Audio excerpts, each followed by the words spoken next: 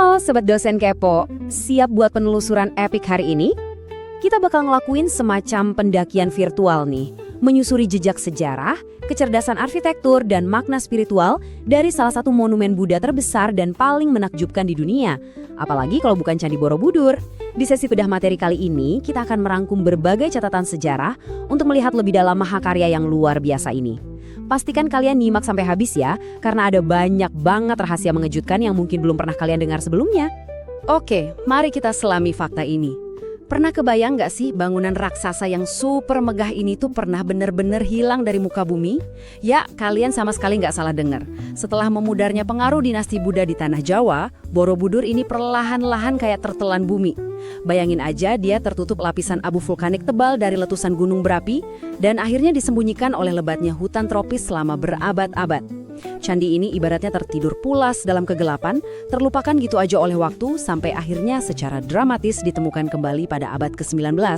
Coba deh bayangin ada gunung batu raksasa yang ngumpet di balik rimbunnya pohon selama ratusan tahun.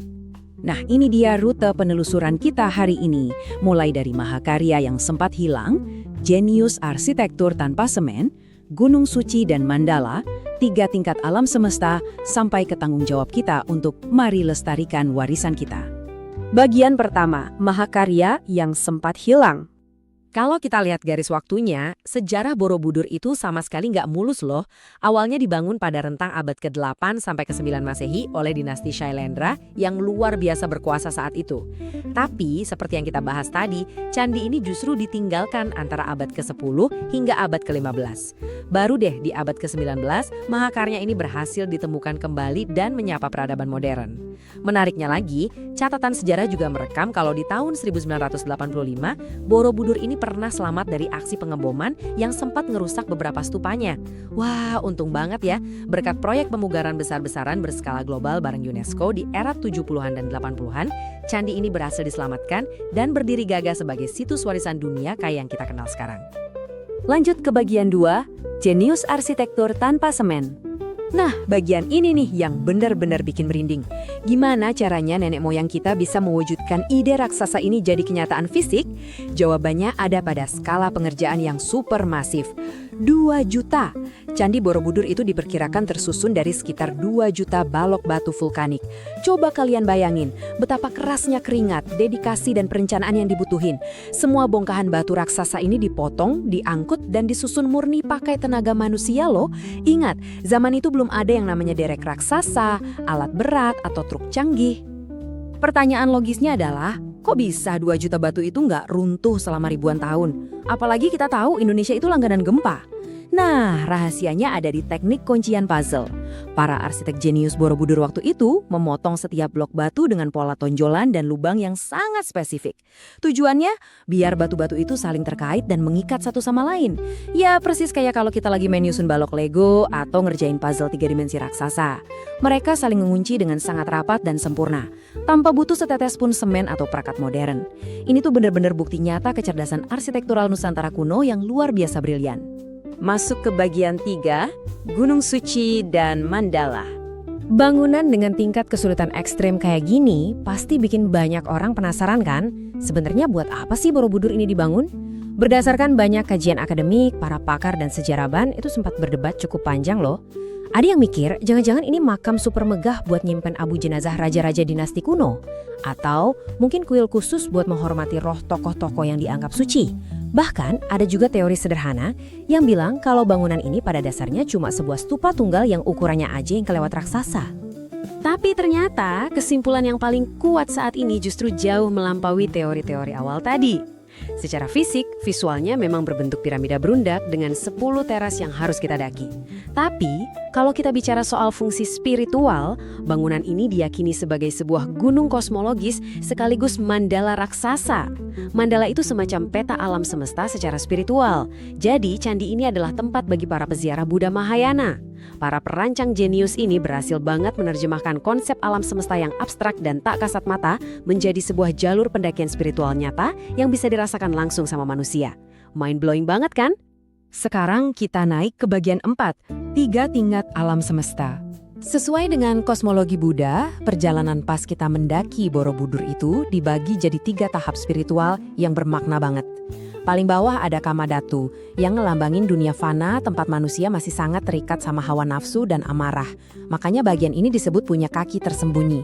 Begitu kita naik lebih tinggi, kita masuk ke Rupa Dhatu. Fase di mana manusia udah mulai belajar mengendalikan nafsu, tapi masih terikat sama hal-hal material atau bentuk fisik. Dan di puncaknya, kita tiba di Arupa Dhatu. Ini adalah dunia tanpa bentuk, mewakili keadaan jiwa yang benar-benar udah melepaskan semua beban duniawi menuju kesempurnaan sejati. Nah, waktu kalian melangkah di lorong-lorong Rupa Dhatu tadi, kalian itu nggak sendirian loh. Dinding-dindingnya itu dipenuhi ukiran seluas 2.520 meter persegi yang sering dijuluki sama banyak peneliti sebagai komik batu. Kenapa? Karena kalau kalian perhatiin gambar pahatani yang gede dan super detail itu, ini bukan cuma sekedar hiasan artistik, ini adalah literatur visual.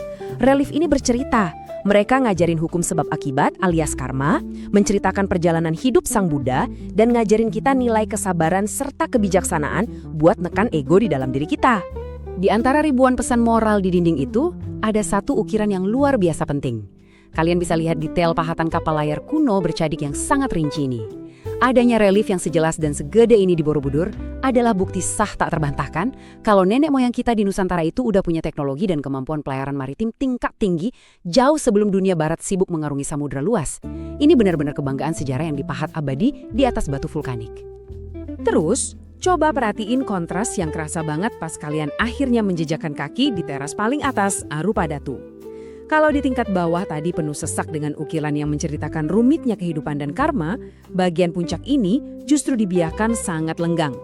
Nggak ada relief sama sekali, cuma dipenuhi stupa berlubang melingkar dengan satu stupa utama berukuran raksasa tepat di tengah-tengahnya. Dan kalian tahu apa isi stupa utama yang tertutup rapat itu? Kosong. Kekosongan absolut inilah yang secara brilian mewakili nirwana, sebuah kedamaian sempurna di mana segala keinginan, nafsu, dan wujud materi udah musnah sepenuhnya. Akhirnya kita sampai di puncak pendakian bagian 5. Mari lestarikan warisan kita. Nah, setelah terpesona dengan masa lalunya, sekarang saatnya kita lihat realitas hari ini. Walaupun Borobudur udah kokoh berdiri melawan ujian ribuan tahun, dokumen pantauan UNESCO dengan jelas ngasih tahu kita soal ancaman nyata di depan mata. Struktur batu vulkaniknya terus digempur endapan abu asam dari letusan Gunung Merapi. Terus, selain pelapukan alami, gesekan alas kaki dari ribuan turis yang kadang kurang diawasi itu bikin kaosan fisik yang cukup parah. Belum lagi pesatnya pembangunan komersial di sekitarnya yang kalau nggak dikontrol ketat, bisa banget ngerusak harmoni dan kelestarian situs ini. Makanya, kenapa sih semua informasi ini penting banget buat kalian pahami? Gini ya Sobat Dosen Kepo, Candi Agung ini tuh jauh lebih dari sekedar spot wisata buat foto-foto. Ini adalah kompas spiritual purbakala sekaligus identitas peradaban kita yang luar biasa hebat. Adalah tugas kolektif kita semua tanpa terkecuali buat ngelindungi keajaiban ini. Mari kita buktikan secara nyata. Kalau lagi berkunjung, patuhi aturan zinasinya, jangan pegang atau duduki batu sembarangan, dukung pariwisata yang ramah lingkungan, dan yuk ajak semua orang buat sama-sama melestarikan peninggalan purbakala bersejarah yang tak ternilai harganya ini. Sebagai penutup perjumpaan seru kita kali ini, saya ada pantun spesial nih buat kalian. Bunga melati tumbuh di taman, mekar mewangi indah di mata. Candi Borobudur warisan zaman, mari bersama jaga bersama. Setelah ngelihat semua kerumitan dan kedalaman makna dari candi ini, satu hal yang bikin penasaran. Kalau karya seraksasa dan sesakral Borobudur aja bisa ngumpet berabad-abad di bawah rimbunnya hutan, kira-kira rahasia peradaban hebat apa lagi ya yang saat ini masih tertidur lelap, nunggu buat kita temulin di bumi Nusantara? Bikin merinding kan? Teruslah memelihara rasa kepo kalian dan sampai jumpa di penelusuran sejarah kita selanjutnya.